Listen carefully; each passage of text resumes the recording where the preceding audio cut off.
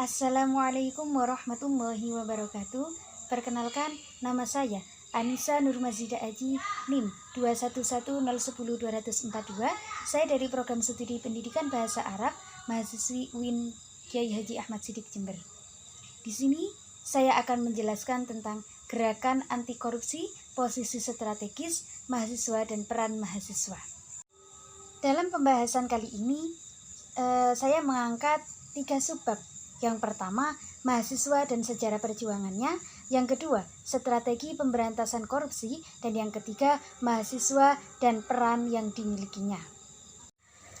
Sebelumnya, di sini saya akan menjelaskan tentang apa sih mahasiswa itu. Mahasiswa merupakan bagian dari lapisan masyarakat terdidik yang mendapat kesempatan untuk menikmati dan mengenyam pendidikan di perguruan tinggi. Mahasiswa merupakan generasi muda yang mana memiliki perkembangan usia yang secara emosional selalu bergejolak menuju kematangan, serta berproses menemukan jati diri, dan memiliki jiwa yang masih bersih yang belum banyak dicemari kepentingan-kepentingan pragmatis, dan cara berpikirnya selalu berorientasi pada nilai-nilai kebenaran dan ideal. Itulah mahasiswa. Sejarah telah mencatat dengan tinta emas bahwa perjuangan mahasiswa dalam memerangi ketidakadilan. Sejarah juga mencatat bahwa perjuangan bangsa Indonesia tidak bisa lepas dari seorang mahasiswa, dan dari pergerakan mahasiswa ini akan muncul tokoh dan pemimpin bangsa. Ketika kita menengok ke belakang dalam sejarah, ketika Indonesia melawan bangsa Belanda, itu dimotori oleh mahasiswa dari kedokteran, Stovia. Demikian juga dengan Soekarno, sang proklamator kemerdekaan RI, merupakan tokoh pergerakan mahasiswa. Ketika pemerintahan Bung Karno labil karena situasi politik yang memanas pada tahun 1966, mahasiswa tampil ke depan memberikan semangat bagi pelaksanaan Tritura yang akhirnya melahirkan Orde Baru. Demikian pula seiring dengan merebaknya penyimpangan-penyimpangan yang dilakukan oleh Orde Baru, mahasiswa melopori perubahan yang kemudian melahirkan zaman reformasi. Demikianlah perjuangan mahasiswa dalam memperjuangkan idealisme untuk memerangi ketidakadilan. Namun demikian, perjuangan mahasiswa belumlah berakhir sampai di sini. Di masa sekarang ini, mahasiswa dihadapkan pada tantangan yang tidaklah kalah besar dibandingkan dengan kondisi masa lampau. Kondisi yang membuat bangsa Indonesia terpuruk, yaitu masalah korupsi. Dan inilah sejarah singkat perjuangan mahasiswa. Mulai dari tahun 1908, yaitu berdirinya organisasi Budi Utomo. Budi Utomo ini adalah wadah perjuangan yang pertama kali memiliki struktur perorganisasian modern, bertujuan untuk menjamin kehidupan bangsa yang terhormat. Gerakan ini didirikan di Jakarta pada tanggal 20 Mei 1908 oleh para pemuda Stovia atau Sekolah Dokter di Jawa. Ditetapkannya Budi Utomo ini dengan tujuan perkumpulan, yaitu untuk kemajuan selaras buat negeri dan bangsa, terutama dengan memajukan pengajaran, pertanian, peternakan, dan dagang, teknik dan industri, serta kebudayaan. Fokus utama di organisasi Budi Utomo ini adalah untuk pengembangan generasi muda di bidang sosial pendidikan, pengajaran, dan kebudayaan. Saat itu, Budi Utomo mengalami perkembangan yang sangat pesat. Tercatat, akhir tahun 1909, Budi Utomo telah memiliki sebanyak 40 cabang dengan kurang lebih 10.000 anggota. Kemudian, selain organisasi Budi Utomo, para mahasiswa yang belajar di Belanda, salah satunya Muhammad Hatta, mendirikan Indische Vereniging pada tahun 1922. Kemudian, pada tahun 1925, organisasi ini berganti nama menjadi Perhimpunan Indonesia. Berdirinya Perhimpunan Indonesia ini adalah untuk memajukan kepentingan orang-orang pribumi dan non-pribumi. Awalnya, Perhimpunan Indonesia ini hanya sebagai organisasi sosial, namun kemudian berubah menjadi organisasi politik. Misi utama dari Perhimpunan mahasiswa ini adalah untuk memperoleh kemerdekaan dan mendorong semangat rakyat melalui pendidikan. Kemudian, pada pertengahan tahun 1923, segerombolan mahasiswa merasa kecewa dengan perkembangan kekuatan perjuangan Indonesia. Untuk mengatasi kekecewaan itu, maka pada tanggal 29 Oktober 1924 dibentuk kelompok studi Indonesia oleh Sutomo di Surabaya. Kemudian dibentuk juga kelompok kedua, yaitu dibentuk di Bandung oleh Soekarno pada tanggal 11 Juli 1925. Kelompok ini direalisasikan oleh para nasionalis dan mahasiswa Sekolah Tinggi Teknik di Bandung. Setelah pembentukan kelompok studi Surabaya dan Bandung, disusul kemudian pembentukan Perhimpunan Pelajar-Pelajar Indonesia pada September 1926 oleh para mahasiswa Sekolah Tinggi Umum di Jakarta dan Sekolah Tinggi Teknik di Bandung. Perhimpunan Pelajar-Pelajar Indonesia ini adalah organisasi yang menghimpun seluruh elemen gerakan mahasiswa yang bersifat kebangsaan. Dari kebangkitan semangat perjuangan pemuda Indonesia, maka muncullah generasi baru pemuda Indonesia yang memunculkan Sumpah Pemuda pada tanggal 28 Oktober 1928. Sumpah Pemuda ini dicetuskan melalui Kongres Pemuda II yang berlangsung di Jakarta pada tanggal 26 Oktober hingga 28 Oktober tahun 1928, dimotori oleh Perhimpunan Pelajar-Pelajar Indonesia. Tujuan dari Sumpah Pemuda ini adalah untuk membangkitkan rasa nasionalisme bangsa Indonesia. Akibat pengaruh sikap penguasa Belanda yang liberal, muncullah kebutuhan baru untuk menjadi partai politik, terutama dengan tujuan untuk memperoleh basis massa yang luas. Oleh sebab itu, dibentuklah Perserikatan Nasional Indonesia atau disingkat dengan PNI pada tanggal 4 Juli 1927 oleh Soekarno. Tujuan dari PNI ini adalah untuk mencapai Indonesia merdeka dengan menjalankan politik non-koperasi terhadap pemerintahan Belanda. PNI sendiri dibentuk berdasarkan pada gagasan untuk tidak bekerja sama dengan pemerintahan Hindia Belanda. Pasca kemerdekaan Indonesia, muncullah Perserikatan Perhimpunan Mahasiswa Indonesia yang dibentuk melalui Kongres Mahasiswa I di Malang tahun 1947. Tujuan dibentuknya PPMI ini adalah untuk mempererat hubungan persaudaraan antara para pelajar Indonesia. Kemudian ada Kesatuan Aksi Mahasiswa Indonesia atau disingkat dengan KAMI. Ini dibentuk pada tanggal 25 Oktober tahun 1966 yang merupakan hasil kesepakatan sejumlah organisasi yang berhasil dipertemukan oleh Menteri Perguruan Tinggi dan Ilmu Pendidikan, Maijen Dr. Syarif Thoyyib. Sekitar tahun 1965 dan 1966, para pemuda Indonesia banyak yang terlibat dalam perjuangan mendirikan Orde Baru. Maka gerakan ini dikenal dengan istilah Angkatan 66, yang merupakan awal kebangkitan gerakan mahasiswa secara nasional. Tokoh-tokoh dalam gerakan tersebut adalah Cosmas Batubara, Sofyan Wanandi, Yusuf Wanandi. Angkatan 66 ini mengangkat isu komunis yang dianggap sebagai bahaya bagi negara. Melalui gerakan ini, masyarakat berhasil dibangun kepercayaannya untuk mendukung mahasiswa menentang komunis yang ditunggangi oleh PKI. Awal 1970-an, para mahasiswa telah melancarkan berbagai kritik dan koreksi gerakan mahasiswa diawali dengan reaksi terhadap kenaikan BBM. Setelah itu, aksi protes lainnya yang paling mengemukakan disuarakan mahasiswa adalah terkait pemberantasan korupsi. Karena aksi-aksi tersebut, terbentuklah gerakan mahasiswa menggugat yang dimotori oleh Arif Budiman. Program utama dari gerakan tersebut adalah aksi pengecaman terhadap kenaikan BBM dan korupsi. Setelah itu, muncul aksi-aksi lain dalam skala yang lebih luas dan terbentuk Komite Anti Korupsi yang diketuai oleh Wilopo. Terbentuknya Komite Anti Korupsi ini sendiri berlandaskan pada reaksi kekecewaan mahasiswa terhadap tim-tim khusus yang disponsori pemerintahan, mulai dari tim pemberantas korupsi sampai Komisi 4.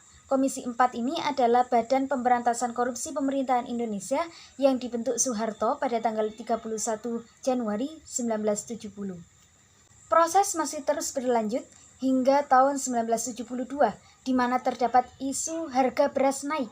Selanjutnya tahun 1973 masih diwarnai dengan isu korupsi sampai meletusnya demonstrasi memprotes Perdana Menteri Jepang Koike Tanaka yang datang ke Indonesia. Kedatangan Perdana Menteri Jepang ini menuai kerusuhan yang dilakukan mahasiswa dan kerusuhan sosial pada tanggal 15 Januari 1974. Peristiwa demonstrasi ini disebut dengan peristiwa Malari. Setelah peristiwa Malari, gerakan mahasiswa mulai meredup.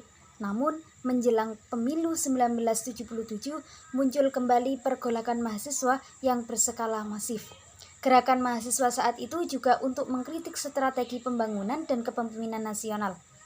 Meskipun gerakan mahasiswa saat itu tidak membuahkan hasil, perjuangan gerakan mahasiswa tahun 1978 telah menumbuhkan adanya keberanian mahasiswa untuk menyatakan sikap terbuka guna menggugat bahkan menolak kepemimpinan nasional.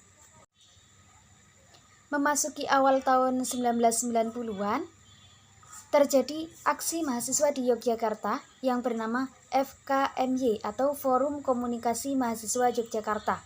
Aksi ini menuntut pencabutan NKK atau BKK. NKK atau BKK ini adalah kebijakan yang dikeluarkan pada rezim Soeharto untuk memecah kemasifan gerakan mahasiswa.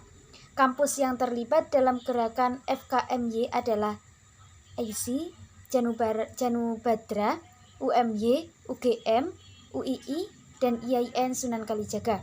Setelah gerakan dilancarkan, akhirnya kebijakan NKK atau BKK ini dicabut dan diganti oleh Pedoman Umum Organisasi Kemahasiswaan.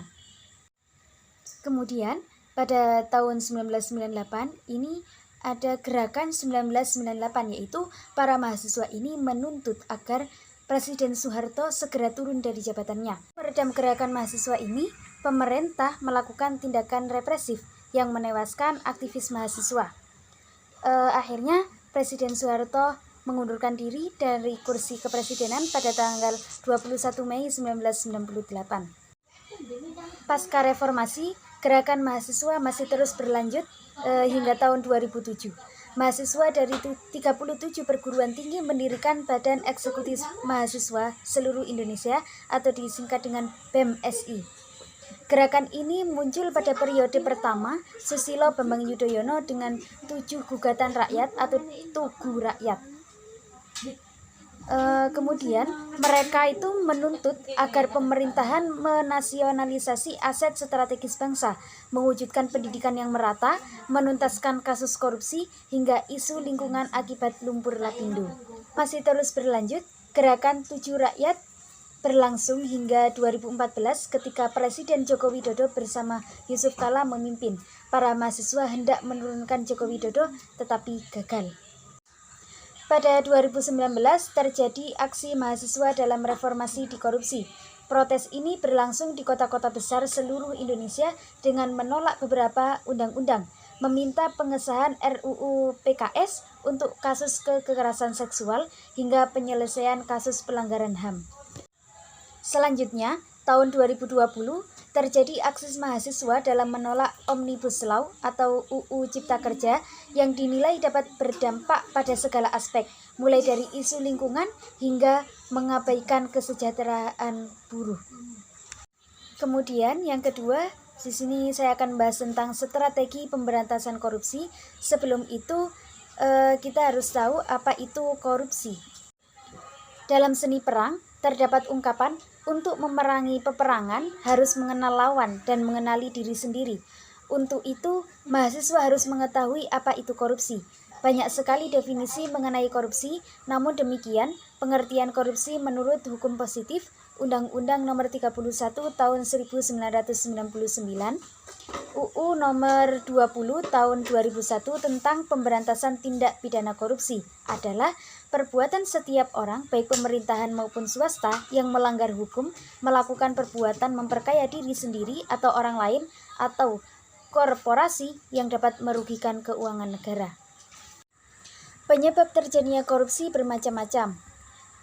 Ada 3 penyebab dan 3 wilayah, yaitu wilayah individu, dikenal sebagai aspek manusia yang menyangkut moralitas personal serta kondisi situasional seperti peluang terjadinya korupsi termasuk di dalamnya adalah faktor kemiskinan. Wilayah sistem dikenal sebagai aspek institusi atau administrasi. Korupsi dianggap sebagai konsekuensi dari kerja sistem yang tidak efektif. Maka di sini memberi peluang terjadinya korupsi. Yang ketiga yaitu wilayah irisan atau antara individu dan sistem, dikenal dengan aspek sosial budaya yang meliputi hubungan antara politisi, unsur pemerintahan, dan organisasi non-pemerintahan. Selain itu, meliputi juga kultur masyarakat yang cenderung permisif dan kurang peduli dengan hal-hal yang tidak terpuji. Strategi yang perlu dikembangkan dalam memerangi korupsi yaitu dengan pendekatan 3 pilar, yaitu preventif, investigatif, dan edukatif. Strategi preventif adalah strategi upaya pencegahan korupsi melalui perbaikan sistem dan prosedur dengan membangun budaya organisasi yang mengedepankan prinsip-prinsip fairness, transparansi, accountability, dan responsibility, yang mampu mendorong setiap individu untuk melaporkan segala bentuk korupsi yang terjadi. Strategi investigatif adalah upaya memerangi korupsi melalui deteksi, investigasi, dan penegakan hukum terhadap para pelaku korupsi. Sedangkan strategi edukatif adalah upaya pemberantasan korupsi dengan mendorong masyarakat untuk berperan serta memerangi korupsi dengan sesuai dengan kapasitas dan kewenangan masing-masing. Yang berikutnya adalah mahasiswa dan potensi yang dimilikinya. Selain mengenal karakteristik korupsi, pengenalan diri diperlukan untuk menentukan strategi yang efektif yang akan digunakan. Dalam kaitannya dengan hal tersebut, mahasiswa harus menyadari siapa dirinya dan kekuatan dan kemampuan apa yang dimilikinya yang dapat digunakan untuk menghadapi peperangan melawan korupsi. Apabila kita menilik ke dalam untuk mengetahui apa hakikat dari mahasiswa, maka kita akan mengetahui bahwa mahasiswa mempunyai banyak sekali sisi. Di satu sisi, mahasiswa merupakan peserta didik, di mana mahasiswa diproyeksikan menjadi birokrat, teknokrat, pengusaha, dan berbagai profesi lainnya. Dalam hal ini, mahasiswa dituntut untuk memiliki kecerdasan intelektual, kecerdasan emosional, dan kecerdasan spiritual. Hal tersebut disebabkan kecerdasan intelektual tidak dapat mencegah orang untuk menjadi serakah, egois, dan bersikap negatif lainnya. Dengan berbekal hal-hal tersebut, mahasiswa akan dapat menjadi agen pembaharu yang handal, yang menggantikan peran-peran pendahulunya di masa yang akan datang, akan dapat melakukan perbaikan terhadap kondisi yang ada ke arah yang lebih baik. Di sisi lain, mahasiswa juga dituntut untuk melakukan kontrol sosial terhadap penyimpangan yang terjadi terhadap sistem norma nilai-nilai yang ada dalam masyarakat. Selain itu juga, mahasiswa juga dituntut berperan dalam mempengaruhi kebijakan publik dari pemerintahan. Di samping itu, mahasiswa juga mempunyai jaringan yang luas, baik antar mahasiswa maupun dengan lembaga-lembaga swadaya masyarakat, sehingga apabila dikoordinasikan dengan baik akan menjadi kekuatan yang sangat besar dan menekan pemerintahan. Sekian dari saya, kurang lebihnya saya mohon maaf. Wassalamualaikum warahmatullahi wabarakatuh.